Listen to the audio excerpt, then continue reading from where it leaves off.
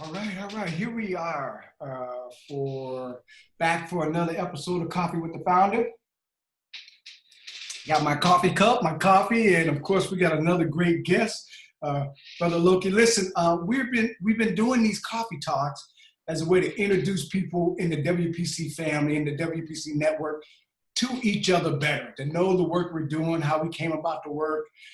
And so we're glad that you're here. Let's just start. Let's get right to it. Who are you?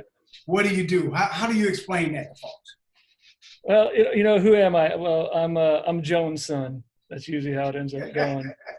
My mom is Joan Trumpauer Mulholland, one of the Freedom Riders and just a civil rights icon. And so I've got plenty of stuff on the wall behind me of her and things like that. So, but yeah, so I kind of inherited that mantle from her, if you will. I'm a filmmaker, author, activist, podcast, all that sort of fun stuff. But and I run a foundation. Most importantly, it's the Joan Trumpauer Mulholland Foundation. We exist to end racism through education. That's what we're all about. Well, for folks who may not know the legacy, the work of your mom, can you just give us a sense of who is Sister Joan? All right. I can't find it now. All right. So my mom, by the time she was 19 years old, she'd been involved in about 3 dozen sit-ins and protests when she joined the Freedom Rides, and they put her on death row in Parchment Penitentiary. That's just the beginning of her story. But she's kind of the Forrest Gump of civil rights. I mean, she was everywhere, and everyone knew her, and she knew everyone else. She kind of stood out. As this white Southern woman who was down in Mississippi, went to Tougaloo College. She was the first white student there. She's a member of Delta Sigma Theta Sorority Incorporated. And that's Mom. I think most people recognize her from the back of her head, she likes to say. It's the famous Jackson Woolworth sit-in photo. That's where most people see her. But her mugshot in particular from the Freedom Rides has really, kind of taken off over the past few years. Now, I can't believe I'm doing this, but I think it's important we do it just in case there's some listeners, some watchers who don't know what the Freedom Rides are. So all right. Can you just give folks some insight of what those are, and then talk a little bit about the film and what you wanted to do, what you wanted to accomplish when you were telling the story of your mama. Right. All right. So the Freedom Rides were to test the interstate travel, not so much the buses, because those were already integrated. It was the bus stations, or any sort of interstate travel station, be it bus, train, plane, whatever, to enforce those desegregation laws. They had already been passed by the courts, but the South didn't quite listen. So they were there to test that. And most famously in Anniston, Alabama, all hell breaks loose when the bus gets firebombed, and then on to Birmingham and Montgomery. Riders continue to get attacked, and the Kennedy administration sold out the Freedom Riders to Jackson, Mississippi, because that was their next target. And the idea was that Kennedy told Ross Barnett, the governor at the time, look, you can arrest them, just don't beat them in public. We can't watch that on camera again. That's bad for us. The Russians are gonna, the Soviets, the communists are gonna, make us a laughingstock. So the Freedom Riders got wind of this and decided to flood the jails, and with jail no bail, and made it so difficult for the state of Mississippi that they ended up sending him, clearing out death row in Parchment Penitentiary, which is the most notorious prison in America at the time, and put the Freedom Riders there. My mom, stayed out, her time in Parchment for a couple months, I believe, and then was, when she left there, had already been accepted at Tougaloo College, an HBCU in Tougaloo, Mississippi, just right outside Jackson, and walked on campus with a paper bag of her clothes, and that was it. Yeah. When you made the film, how did that happen? Did you just say, I want to tell your story, Mom? Or did she say, I want you to tell? Talk to us a little bit about how the film came about. Sure. And what you're trying to do with that project. Well, it's one of several films we have now, but that film is the first one. It's called An Ordinary Hero. It's about the life of my mother in the civil rights movement. I really wanted to capture her story. The original idea, and I had done, been involved in film for years and such, but the original idea was actually to tell the story of the sit-in and these different lives that came together to sit down at that lunch counter. Ann Moody, John Salter, my mother, and there was about 14 total. But every time I would kind of pitch the story, people were like, well, we're really curious about this story. I'm like, what, my mom? Oh, that's just my mom, right? But as I started to work on that and do that, I found out more and more about my mother's story. As I interviewed more and more people, it was just this, just to find out from everything from, again, the Freedom Rise to the Summit of Montgomery March, to her being there for Freedom Summer, for the opening of Freedom Summer, and was almost killed by the Klan. She was on the Klan's most wanted list. Just 16th Street Baptist Church bombing. They were there for the funeral and the glass, and that she still has, and pieces that are distributed throughout the different civil rights museums, that stained glass from the bombing. And the goal of this was just to tell people about the civil rights movement. Found out that a lot of people just don't know. Here's this second great American revolution that involved everybody and was for everybody. And yet all we know is, for the most part, that Rosa sat down and King had a dream. Yeah. And so actually we were at Ole Miss. We were doing a screening there. This is Oxford, Mississippi, Ole Miss. This is James Meredith, right? At 20,000 U.S. troops to integrate a school, right? And we're there, and we had college students come up to us and said, we never learned any of this about our film. I'm sitting here going, how do you not know this? I mean, 80% of this movie takes place in your state. Now, initially I was, the default response would simply be, well, this is Mississippi, come on. They're not gonna teach this. What I found out was that was not the case. This is everywhere. That is a real deficiency in teaching about the civil rights movement, beyond just the iconic heroes, but more about the everyday warriors. All too often we create these gods that we don't feel we can, we can't obtain that. But when you get people like my mother and Hank Thomas and Luvon Brown and the Ladner sisters and such, suddenly you realize these are just ordinary people just like us who want to make a difference and just went out there and did it. So from that, I quickly figured out that we need to get down to the elementary school level. So I created a foundation to create education material. And that's where our focus is, primarily is with that. But we've expanded beyond that film into The Uncomfortable Truth, which is about the history of institutional racism in America, told from my family story. And we go all the way back to Jamestown. We're one of the original planter elites. We served in the House of Burgess. So we point the fingers back at us instead of other people. So that way people who need to hear that message will feel less resistant to it, right? And then we have, what else? We did Black, White, and Us, about racism through the lens of transracial adoption. Here are these white families who believe that racism didn't exist anymore, and then they adopt these Black children. And now racism became very personal. They could start to understand and empathize very quickly because it's happening to their children. We have a film called After Selma about voter suppression since the Summit of Montgomery March. Carol Anderson, who wrote White Rage and One Person, No Vote, and Joanne Blackman Bland, who was on the Edmund Pettus Bridge that bloody Sunday as an 11-year-old. Wasn't old enough to vote, but knew what freedom was. And she was attacked that bloody Sunday.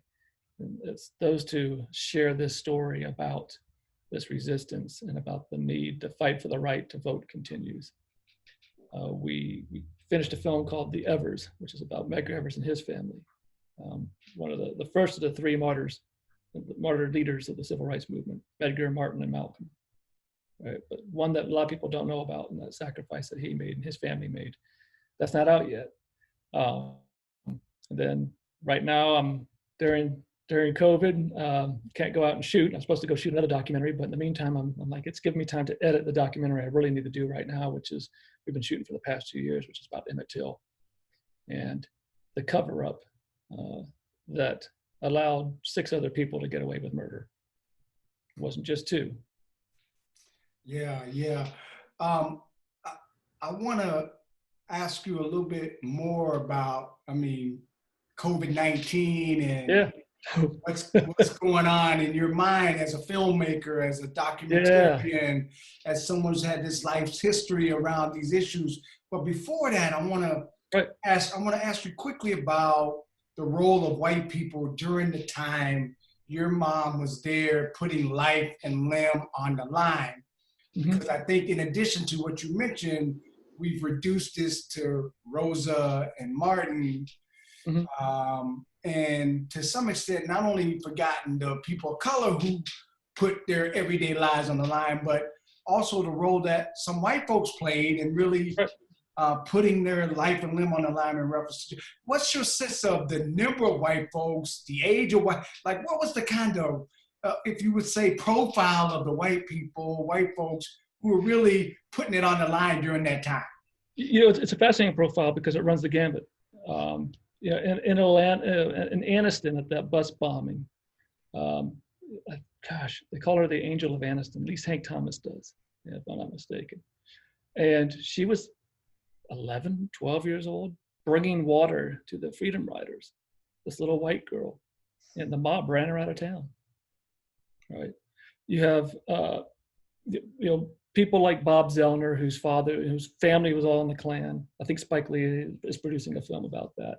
But here he goes on to become this freedom rider and heavily involved in the civil rights movement. You get Reverend Ed King, who grew up in Mississippi. He's a native. He was the chaplain at Tougaloo, heavily involved in the movement.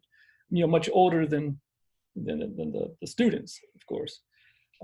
People from all walks of life. John Salter, Native American, who's at the lunch counter with my mom. He was a professor there. He worked directly with Medgar Evers as they put together the boycott in Mississippi. You know, so even in Mississippi, a lot of even though their husbands were in the Citizens Council, right, the polite Klan, if you will, their wives were secretly handing money off through the channels of of the help, right, for the civil rights movement. So people were doing resistance in different ways in what they could. I've been asked myself, what are you doing? Why are you doing it? Who are you to do this, right? And my response is, well, if white people created white supremacy, shouldn't we be at the forefront to dismantle it? This is our problem just as much as anyone else's, right? And we should be the ones leading the charge from that position to dismantle white supremacy. Yeah. Right. And it takes all of us, and we all have different ways in how we do that. And we need, Stokely Carmichael said this, when there was the splinter in SNCC and Student Nonviolent Coordinating Committee, and John Lewis and Stokely went their separate ways on this. But Stokely was, told white civil rights workers, go home and start talking to white people. They ain't listening to us. You need to go talk to them, right? We all have a role to play. My mom, now there were people who came down to the South, white civil rights workers, as well as, African-American civil rights workers, who came down from the North into the South to try to tell everyone what to do. Now, my mother will tell you she never came down from the South because she was already in the South, right? She's a Virginian. But she never actually inserted herself, so she never played that white savior role. She always waited to be told, where she was needed. So sometimes you would see her, at the front of the line, right? And sometimes she'd be back at the office typing papers. There were times where she wasn't even allowed to be out in the Mississippi Delta. That's where Emmett Till was killed, because her white presence would get everyone else killed. And in fact, that almost happened once. And it's one of the podcast episodes that we have is called, that's called The Uncomfortable Truth, but that episode is called The Wrong Time to Be Right.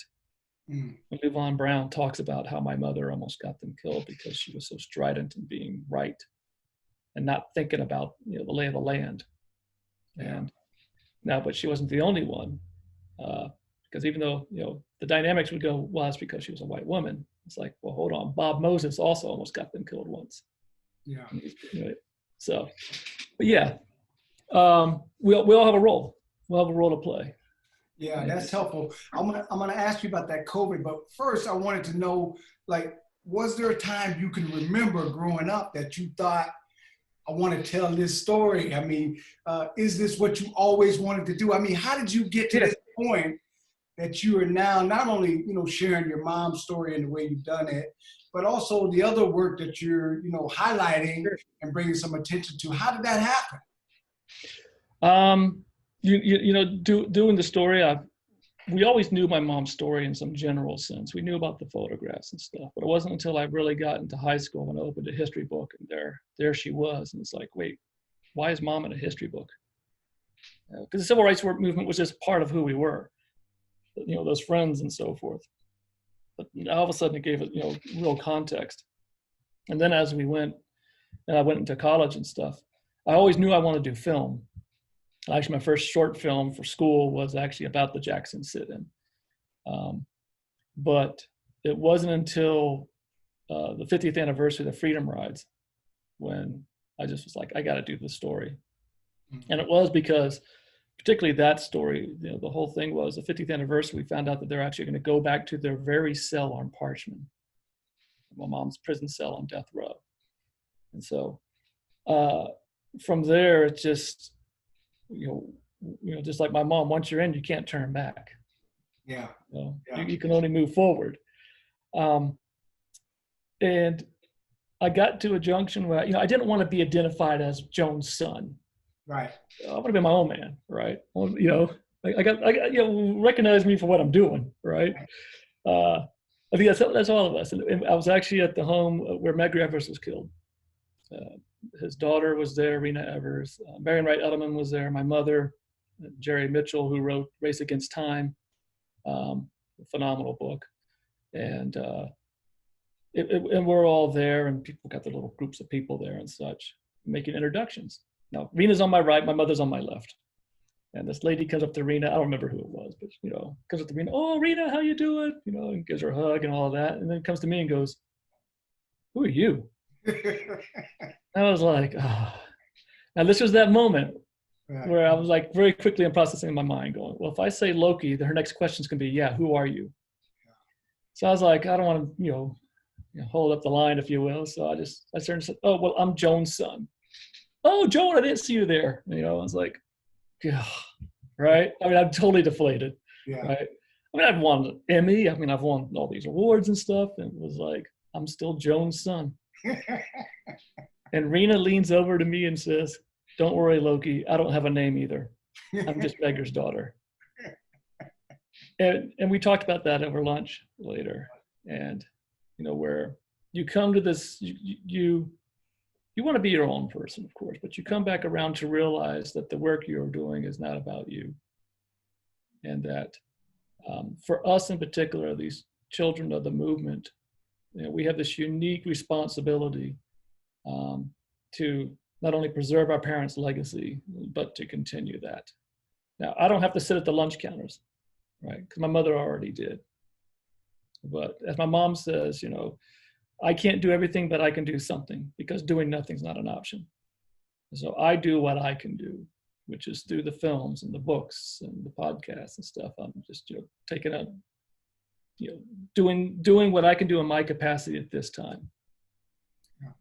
But I want to ask you, speaking of this time, I mean, we're in some unusual times now. Yes. In reference to COVID-19 and shelter in place.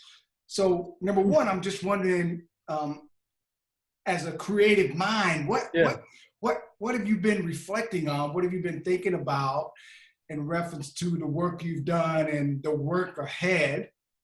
And are there some projects in the future that either got put to the front of the line because of COVID-19, or you decided maybe this is something that we need to share a story about? Because not only these disparities around the virus and how it's hit different communities, but Right. also we've had some pretty just historic, and speaking of Medgar Evers, kinds of assassinations right before our eyes. Or I saw where you had actually posted a lynching right before our eyes. So give us a sense of what you've been reflecting, thinking about in reference to COVID-19 and some of the things going on right now. Well, definitely, COVID-19, like you said, with the disparities, and there was a piece in the Atlantic just recently that, gosh, I'm trying to remember the title of it in particular. Let's see, it's called "The Coronavirus Was an Emergency Until Trump Found Out Who Was Dying. The pandemic has exposed the bitter terms of our racial contract, which deems certain lives of greater value than others." It's pretty damning right there, but it's very true, right? I mean, we're seeing that the history of racism, that foundation of racism, it's been exposed further through COVID-19, because now we're seeing what has happened with the disparities in wealth and income and healthcare, where we can live and so forth. The redlining, all the impact of all of that has just been peeled back and exposed for what it is. Question is, what are we going to do about it when we can get back out, right? That's upon us, right? Each of us to make sure that people understand what that means. There's always going to be people who are going to be naysayers and say what they want to say. We know that. But there's also a large group of people that really actually do care and are starting to figure that out. So COVID-19 has been a great opportunity for us in this arena to speak to this, because people are listening, they're understanding. It's kind of taken on, it's hit that mass media point. I think the one thing that embodies that more than anything right now, that exposure and that frustration and everything else, is that lynching of Ahmaud Arbery. This is the young black man, 25 years old in Brunswick, Georgia, who jogging down a street. I mean, this sounds like it's ripped out of something from the 1950s. Two white boys jump into their pickup truck with their guns and chase him down and shoot him, right? It's very, very relevant. I mean, we can think of Trayvon, right? But I'm working on a film about Emmett Till. I mean, for two guys to jump into their pickup truck to go down and pick up Emmett Till. Now, that was at night, 1955, but guess what? I mean, how far have we come, right? And this is for an offense, mind you, a perceived offense that wasn't worth a death sentence. They thought he might have stole something from a house. Well, Emmett Till was, whistling at a white woman. Neither one is a capital offense. So, this is the things we have to learn from, to pick up on. That's what keeps me thinking about that. We need to tell these stories, make sure the true story is told. I've been quarantined in the sense, I'm not sick or nothing. I'm just house arrest, whatever. We've got I've been working on a podcast series. And so, that's given me this opportunity to be able to focus on that, because right now, actually, I should be out shooting another documentary. And it's like, doggone it, we got to put that on hold for next year. It's a crazy one. I'm looking forward to shooting it, but I'm really looking forward to getting this film out. I've creatively, has given me this opportunity to be able to do these sort of things as well. I've been able to speak more about my films through Facebook Live. I'm actually creating a series called Locked In with Loki. That is a short 5 to 8 minute video series I'm going to have on YouTube that talks about the issues of the day, or because a condensed version of some of the topics we're focusing on, like white savior complex, the N-word, whatever it might be, that we get deeper in on the podcast itself. So it's allowed me to slow down and kind of see what I can do from the comforts of my home or my office, and but to continue to move that work forward. We're not resting. Well, that's good to know. That's good to hear, because I think we've definitely got at least another 25, 50 years of work ahead of us. Yeah. Based on, some of the time we're living in. I was going to ask you about resistance, pushback. Mm-hmm. What does that look like when you're out and about doing this work, shining a light on some of these issues? Can you talk a little bit about the resistance you get, the pushback you get, and how you take care of yourself? Well, for the most part, the resistance I get's online. I haven't had people. I've only had like one or two people at a film screening stand up and say this is BS and walk out and those sort of things. Like, what do you think this was going to be? That was just because they wanted to be able to make that scene. Right? I've gotten emails of telling me that I have absolute hate for the white race. I'm a traitor. Those sort of things. I mean, when I got my first piece of hate mail, proverbial piece, it was an email. I told my mom, and she's like, "Well, congratulations, welcome to the club," right? And it was like I was welcome into this elite circle of friends and stuff, because I was telling Lou Von Brown and Charles Pearson and other freedom writers, a joke about it. And they're like, "Hey, all right, right on, good job." You're making a difference when you're starting to tick some people off. Yeah. Because it's word gets around and stuff. And then obviously on Facebook you're going to get your messages. You're going to get those trolls and things like that. I don't worry about the people who aren't going to listen. Right. That's how I deal with it.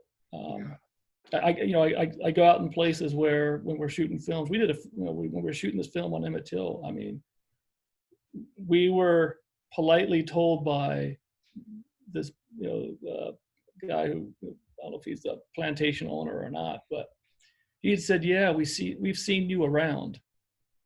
I'd never seen this man before in my life, but we have seen you around. And I know who we is. When you're doing films about Emmett Till and the Delta, someone's going to find out something, and they're going to keep watching on you. We were shooting the film after Selma, in Selma, at the Confederate cemetery there, which is in the city cemetery. Sure enough, pickup truck pulls up, and after they left, I turned to Joanne and said, "What was that about?" And she goes, "Oh, that's the Klan." Yeah, just seeing what you're up to. Yeah. It is what it is. Yeah. You don't let fear overcome your faith. Yeah. And my faith is that we're gonna change things. That's my hope.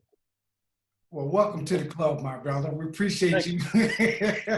Definitely. Now, which club you referring to? Yeah, we're gonna get to that club. I wanna ask you a little bit more about some future projects. What you're thinking about, what's on the horizon. Also, how people can find you. In reference to your work and research.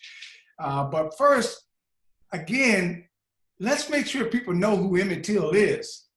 And you had also mentioned not 2 people, but 6 people, possibly. Well, 6 more people. 6 more people. So can you just at least teach folks, give folks some knowledge about Emmett Till? Because I think even if people know, it may be he got, killed for whistling at a white woman. So can you just give us a little snippet of Emmett Till? So Emmett Till was a 14-year-old black boy, came down from Chicago to spend a week with his uncle and cousins. This is in Money, Mississippi, and this is in the Delta. Delta's it's still the poorest place in the country, still very much divided.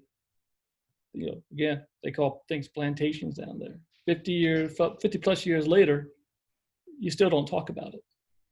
Let alone shoot a film about it. And so he was there, him and his cousins and friends. They went over to the Bryant grocery store, and which is in Money. And on a dare, as the story goes, he went in to go see this, the Carolyn Bryant, 21-year-old white woman, and he was bragging about having a white girlfriend and stuff in Chicago, and so they said, "Why don't you go say hi to that white woman in there?" So he goes in and sees her, and that's where the story gets really interesting on who tells it. But the way she tells it is practically a sexual assault. 14-year-old, in Mississippi. Okay, and but the main point becomes is that this wolf whistle, right? And that he whistled at her. So in the middle of the night, 4 days later, when Carolyn's husband comes home from Texas, him and his half-brother, J.W. Milam, go and kidnap him. They want the Chicago boy who did the talking. And so what is said in Look magazine, which is this, basically the gospel according to Look magazine, from William Bradford Huey, who was the author of this piece, is this wild story of how Emmett Till was defiant against these rednecks and stood up against them and stuff. And somehow, miraculously, over a 4-hour period of time, he never jumped out of the back of a pickup truck, even though he was getting beaten and everything else. He was eventually killed. And they find his body a few days later in the Tallahatchie River. A gin fan was barbed wired to his neck. And when they pulled his body from the river, when they lifted him out, a 3-inch piece of his skull fell out. Right. That's how badly they beat him. Now, that's the story that's told in Look magazine. But that story is actually a cover-up that allowed at least 6 other people to get away with murder. And that's the tragedy. That's part of the tragedy of Emmett Till, is that not only stole his life, they stole his story, and to perpetuate white supremacy.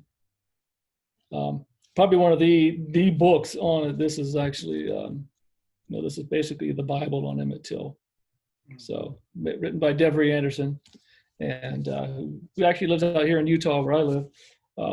But he did a deep dive on this, and I got the FBI files and everything else that took place. There's a lot that started to come out that people didn't know. Now the crazy thing is that a lot of people knew who were reading the Chicago Defender and so forth, because T.R.M. Howard and Medgar Evers, amongst others, were already talking about this and writing about this.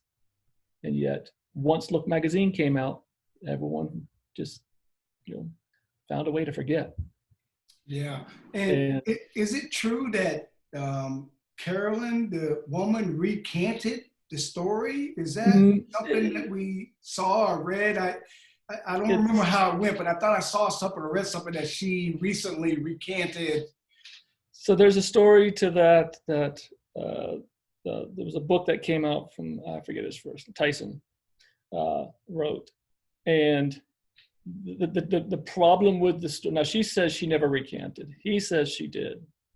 But he has no recording of it in all the hours of interviews that he has. He just has one little handwritten note, which if you look at the note, to me at least, when I see that note, I'm going, that could mean anything. Right. And why did you not ask her? So the story is that, well, he was recording, he was setting up when she said this audio equipment. Like, well, why would you never ask her again later? Just kind of, oh, hey, by the way, something you said earlier, I just want to kind of follow up on. Right. That'd be the easiest thing to do. Never did it. She claims that she never recanted. And it's important that she does, because otherwise that'd be perjury. And also, because she testified in court, of what happened. No. Now, what she said in court and what she told the defense attorneys were 2 different things. All of a sudden, the fish got bigger. It went from, he grabbed my hand and asked me on a date, to, he grabbed me by the waist and told me he had sex with white women and said things I can't repeat in court and these sort of things. And all of a sudden it became this sexual assault story, in Mississippi in 1955. And so he was the black beast rapist. This is a 14-year-old, right? So she did say that, I don't believe he should have gotten killed. Mm. which means I do believe he should have gotten beaten for what he did. Mm.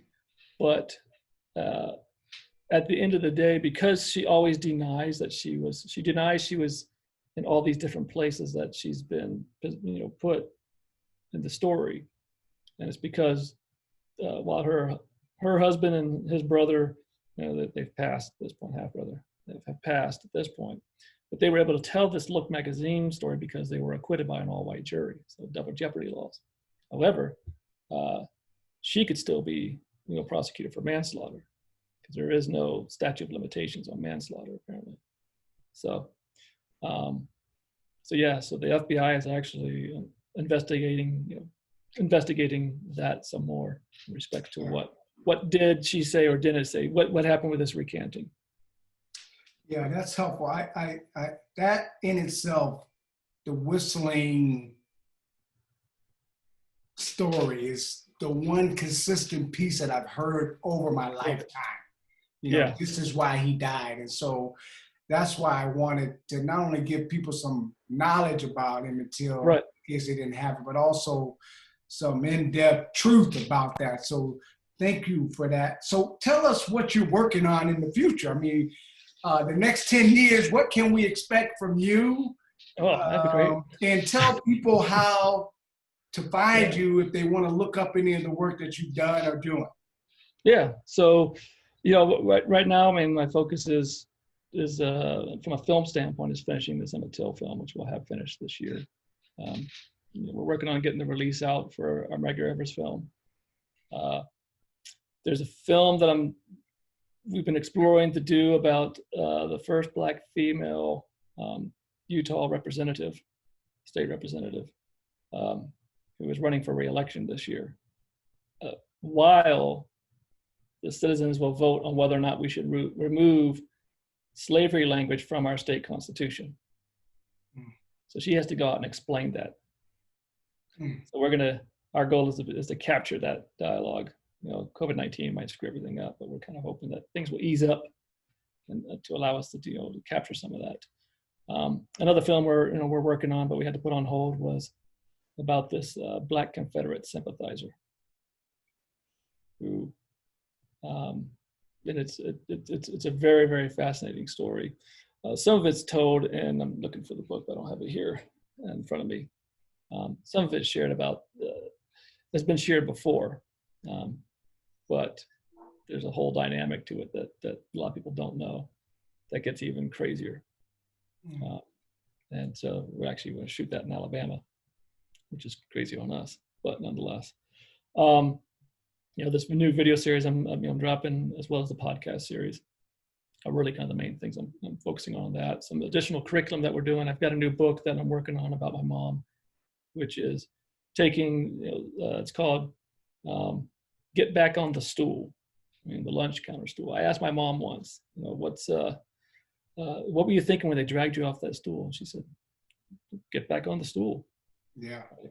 And so it's Get Back on the Stool is 7 life principles from the civil rights icon. And it's how she lived her life and some examples. And everything is, these principles are all taken, and we use stories from her time in the movement to illustrate these principles. So there's that we're working on.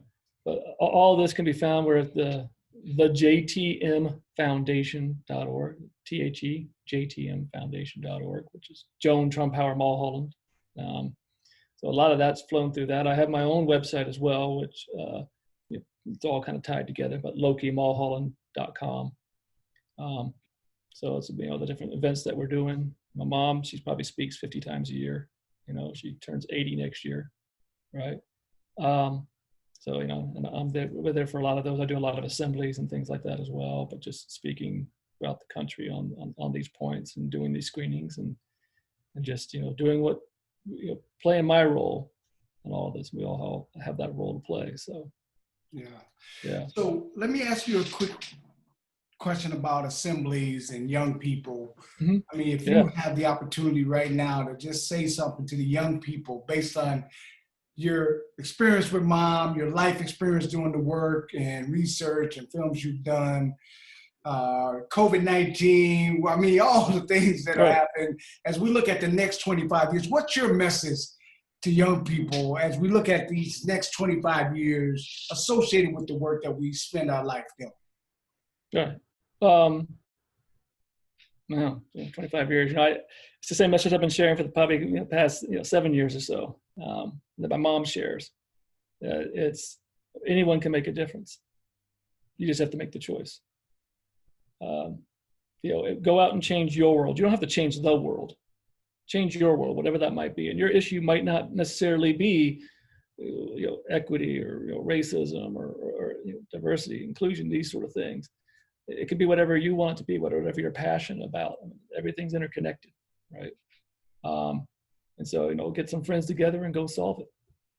It's 4 guys sitting at a lunch counter led to the president of the United States.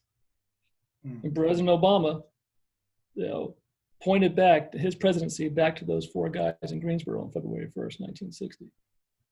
So it doesn't take much. We just have to be persistent and consistent and keep your eyes on the prize. Yeah, I like that. You don't have to change the world, just change your world. Right. I like that. I like that. Now, 2 last things I want to ask you about. One is, Come on. We've been asking people, what have they been watching, reading? You've already showed us a couple great books and texts, but is there anything you've just streamed or watched that you would share during COVID-19 that either taught you something or you just used to get away, to kind of take your mind off things? Or any music you've listened to, anything like that to add to our list? I most recently watched Best of Enemies. I've watched that twice. I've really enjoyed that one. And Just Mercy. That was cool to see. I've enjoyed that one. There's one that was called, I think it was Dark Water or Black Water.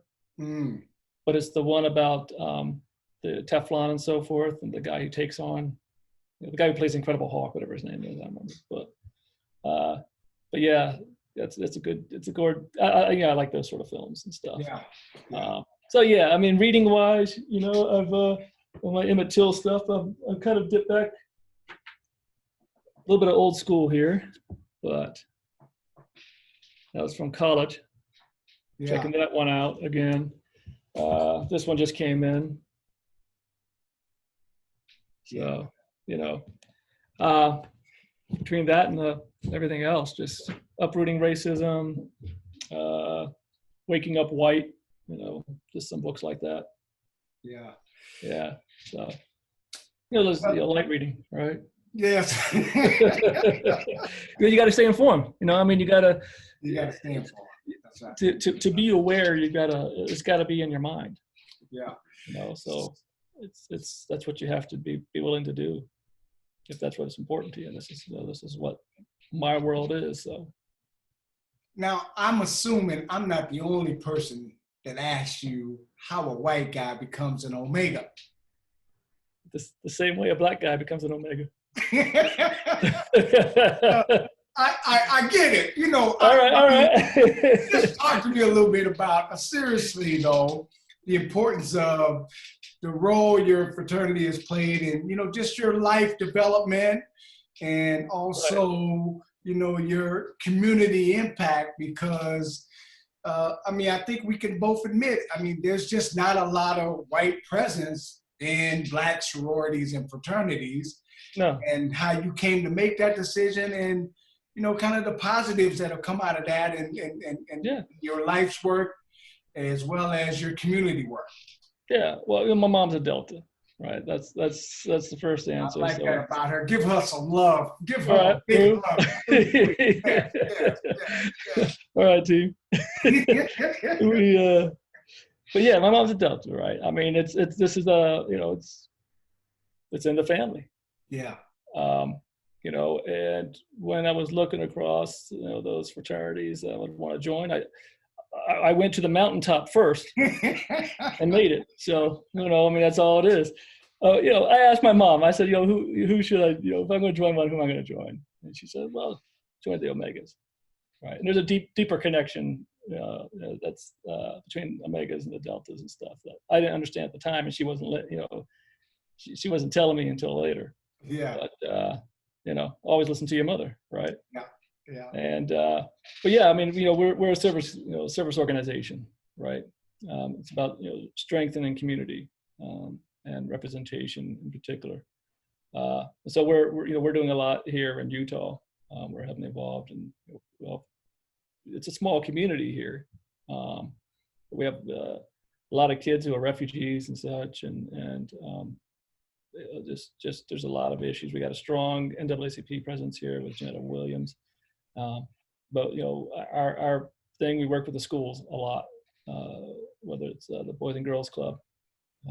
We have a back to school barbecue, which every year we give away hundreds. I think it's at least 500 backpacks with school supplies and stuff, and just last year alone, and that's been going on for years. So just a lot of community and scholarships and things like that just try to create a positive and just a positive give back and positive views. So it's all about service. It's all about friendship. Yeah. And the work we do is an extension of the work I do. So it's a natural fit for me.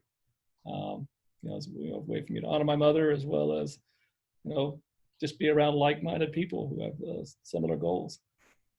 Yeah. Not to say the alphas don't have that, not to say the kappas don't have that, but but again, once more I have to say, mountaintop. Then you work your way. Well, there are many things that we agree on, and some things we may just have to leave it there. Yeah, right. What I appreciate is you always showing some love, and seriously, definitely looking forward to continuing to partner, collaborate in any way the WPC, the Privilege Institute can support you and your work.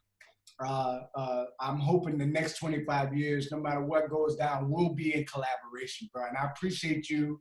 And I'm so glad that we're able to share with people your mom's life and life's work, but most importantly, the work that you're doing, because you're the one that I'm connected to, we're connected to. And so our love, our respect to mom, and definitely appreciate you grinding, bro, out there doing what you're doing, and hoping we can continue to collaborate. For sure. We're all in this together. It's like my ADP says, we need each other to survive. Yeah. So, you don't have to change the world. Right. Just change yours. I appreciate that, bro.